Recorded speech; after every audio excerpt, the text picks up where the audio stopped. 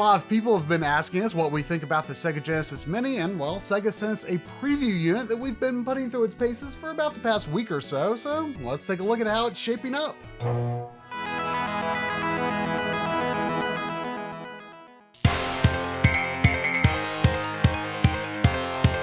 So we're trying something a little bit different with this video. This is more of a preview where we're going to have a casual conversation. And if you like this format of video, let us know. We can do more things with this, more previews, sort of quick looks at things that maybe aren't quite deserving of a full-fledged episode, but we want to take a look at anyway. So anyway, this past weekend, I had a chance to try the Genesis Mini when we were traveling to the Long Island Retro Gaming Expo. I played it in a hotel room with a kind of terrible TV that we had no access to the settings on. So it was not the ideal environment for me to play it in, but Corey actually has the unit himself and has played it a lot more than I have. I received the unit last week, but I've only been able to put it through its paces, for a few days because I was working on the previous episode, and I made myself wait until I finished the episode before I unboxed it. I was pretty excited to take a look at it. I mean, obviously, it's been developed by M2, who everyone knows at this point that we are big fans of. And, the system itself, I love the design of it. It looks basically like a perfect replica of the Genesis. I love that it's the high definition graphics model, which is finally appropriate. You can open up the expansion door on it. The cart slot opens up, and you can just see right inside of it. The volume slider on it, it moves, but it doesn't do anything, obviously. Yeah, it's definitely a lot more elaborate than a lot of the other mini classic systems that have come together with those sort of mechanical parts to it. And one thing I thought was interesting was, even though it comes with the 3-button controllers, you have a, what is it, a Retrode 6-button controller, I think, that it is still compatible with it because it's just a USB controller. Right, Retrode is the official producer of the 6-button controllers for the system, at least in the US. A lot of people are complaining that the US system and the European system are only coming with a 3-button controller, but I have to admit that because of the game selection being more of a, an earlier game list, for the most part, the 3-button is much more appropriate. Even though I haven't used a 3-button controller in a long time, to really sit down and play a game, there's definitely something nostalgic about it. And the controllers are spot on, as far as I can tell, except for there's kind of like a rougher texture on the D-pad versus the smoother surface from the original controllers. I've always kind of preferred 3-button controllers myself. And they're really big. You kind of forget how big they are. I like the fact that they actually have long cables on them versus the Nintendo systems. For the most part, I think that there's been a lot of care put into the visual aesthetics of the system. Well, so what happens when you turn on the system? I wasn't there when I saw you turn on the system in Long Island. It boots up, and then the music kicks in, and all the games kind of spread out from the center of the screen.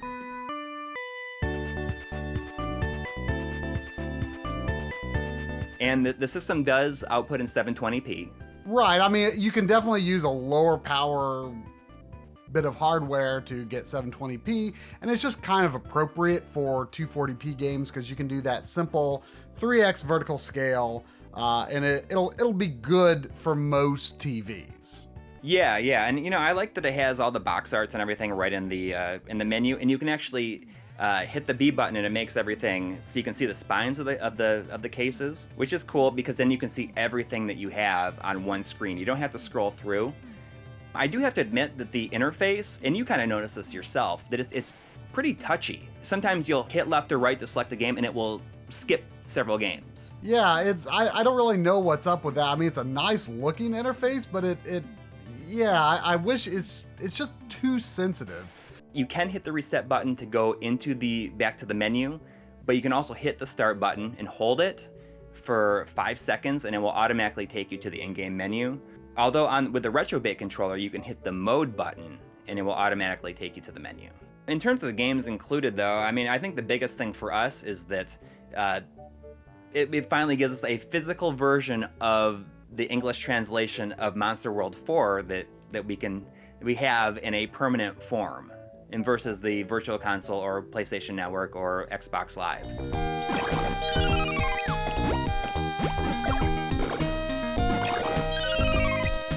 Like, I think the Asia region maybe has the best balance overall for its list of games. Not the Japan system, the Asia system, because it's the only one to my knowledge with Alien Soldier. And to me, I would really like to own that version, just because I feel like owning that in my mind, that helps me feel more like I own the game. And whether I play it actually on the Genesis Mini or I just play it through an EverDrive, having that would motivate me more to actually play through that game, which I'd like to do because I love treasure games. I think another exciting inclusion on this package is the Megaman, the Wily Wars, which is a game that I played on the Sega channel when I was young, and it only got a physical release in Japan and in Europe, and it runs really well. I always felt like there was kind of a weird input lag to it.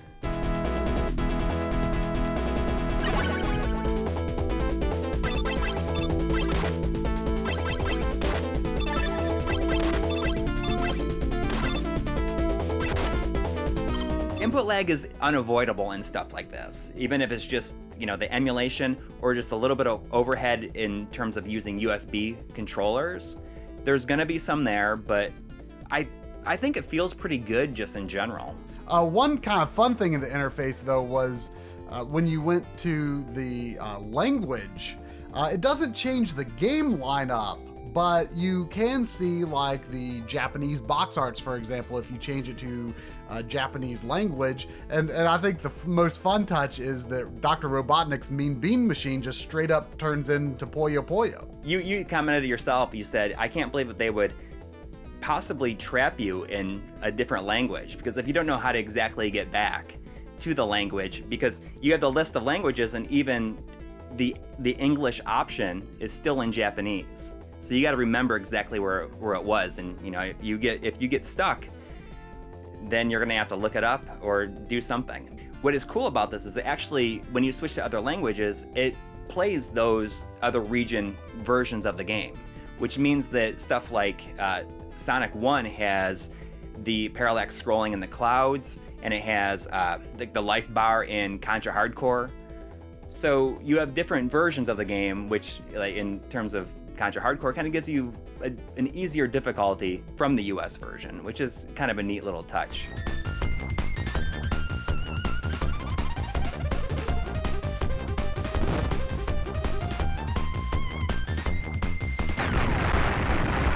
We got to mention the menu music, which was composed by Yuzo Koshiro.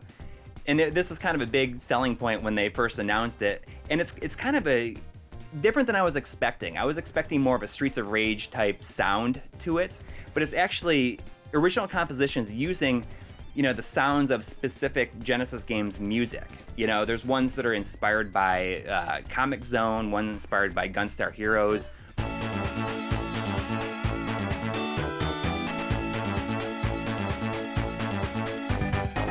So in terms of like video scaling options, I mean, I know we've got just a basic 4:3 and a stretch mode, and you can apply a CRT filter to either, which I noticed that the CRT filter it's kind of like an RGB filter. It's not supposed to look like composite. Right. Well, it's not full on composite for sure.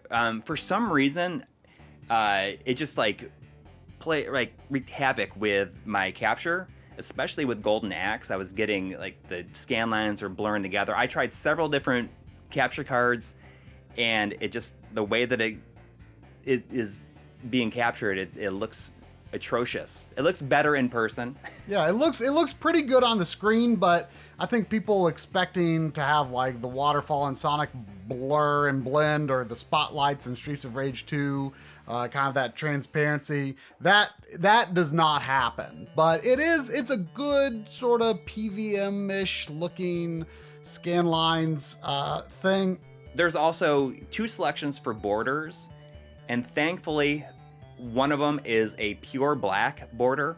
And one of my main criticisms for what M2 is doing on the Switch is their border off option is still kind of a grayscale gradient.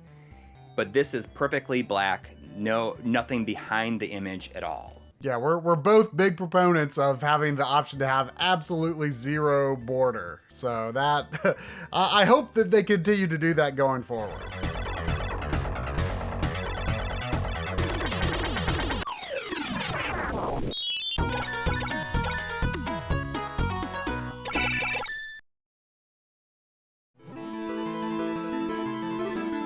M2 has unfortunately been kind of weak with a lot of their recent HD stuff.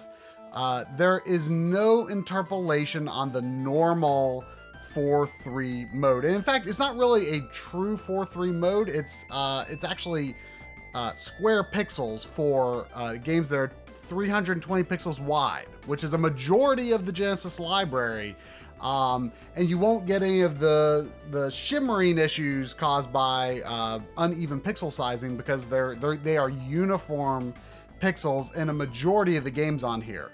Unfortunately, though, that does mean you're going to have problems with games like Wonder Boy Monster World, Shining Force, and the gameplay in Monster World 4, where those pixels are not an even size. And so what's interesting is that you did some tests where you used the stretch mode, which does fix the pixel sizing in 256 pixel wide games, which is again only a small handful of games. But and then you can use your TV's function to squish it back in, and that does provide you with like that accurate 4:3 aspect ratio.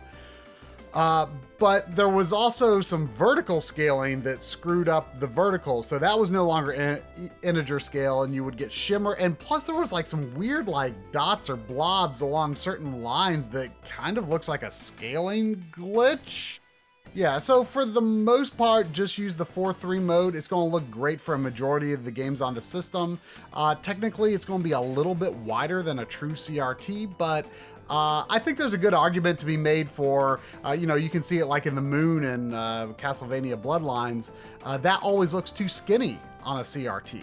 And it's a perfect circle on, when using square pixels. So I think it's the smart choice overall, but I do wish M2 would add an option for interpolation without scan lines, because they clearly have the power to do it. With the scanline function, things are softened a bit in the horizontal axis, so you don't get shimmering at all. And they've been neglecting that on like the Switch Sega ages as well. And they could clearly do it, and I just wish they would. It's it's like one of the few things they're doing these days that is kind of disappointing me. It does look really good is games that have 480i implemented into it. The Sonic 2 split screen looks fantastic.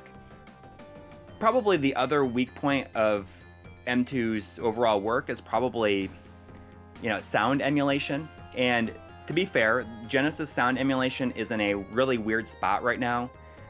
It's extremely challenging to get right, and even things like the Mega SG are pretty far off. There's a project happening right now called the MD Fourier that is a sound analysis for different Mega Drive and Genesis hardware. So this will hopefully allow like FPGAs and emulators, people working on them, to be able to approximate the sound a lot closer to different versions of the Genesis. I am not like an expert on Genesis sound, so it sounded pretty good to me, but you did say that you noticed a fair bit of audio delay, which is, pretty common in software emulation anyway. Yes, there is quite a bit of sound delay. I think that everything has sound delay. Sometimes it's more apparent than others. The places I notice it the most are in columns, when you drop your jewels and they hit, and the sound that it makes when it lands.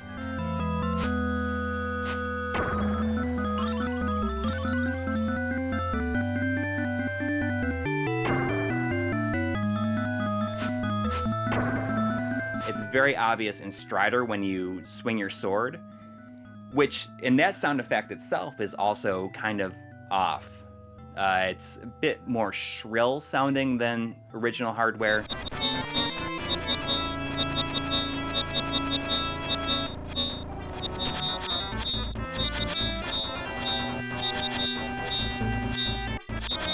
some of the voices might be a little bit worse off, but I mean, to be fair, this is a problem that almost everything has these days. You know, this is to give people a good experience with the games that they loved years ago, or if they missed the Sega Genesis, to play a really excellent selection of most of its must-play games, or a good selection of it's just some of its best games. And, you know, for people like us who are so entrenched in original hardware, like it's a novelty for us, and the accuracy in certain areas is not a priority. Definitely disappointing when it doesn't always hit the marks, but for the most part, I mean, this is the best, you know, plug and play emulator box for the Genesis that has existed up to this point. You know, you have these 42 games on here, but there's a lot of people who say, oh, you know, it's missing all this other stuff. Other regions got different games, and in some cases a better selection, but people are saying, oh, we're just going to hack it, you know, we'll just hack it and put what we want on there. But I think an important thing that people might be overlooking is the fact that M2's general MO when doing stuff like this is that it's not just like a one-size-fits-all emulator and they drop it in there. They actually tweak these games specifically to run within their emulator and play to their strengths, and that's not something you're going to get from just dropping any game into whatever emulator is in this. I guess one sort of small disappointment is that M2 is known for having these additions to the games. They do a lot of really clever, smart tweaks that kind of make some of them the ultimate versions of the games. And in that sense, you know, these are pretty much, I think all of them are basically the straight up original ROMs. And you know, you compare that to, say, the Sega Ages on Switch, or the 3DS 3D classics. Some of those are the ultimate versions of those games because they've just got these excellent additions that, you know, you can play them as they originally were, or you can freely change your guns and Gunstar Heroes if you want, or you can increase walking speed and Phantasy Star experience and stuff like that. You're not going to find that stuff here.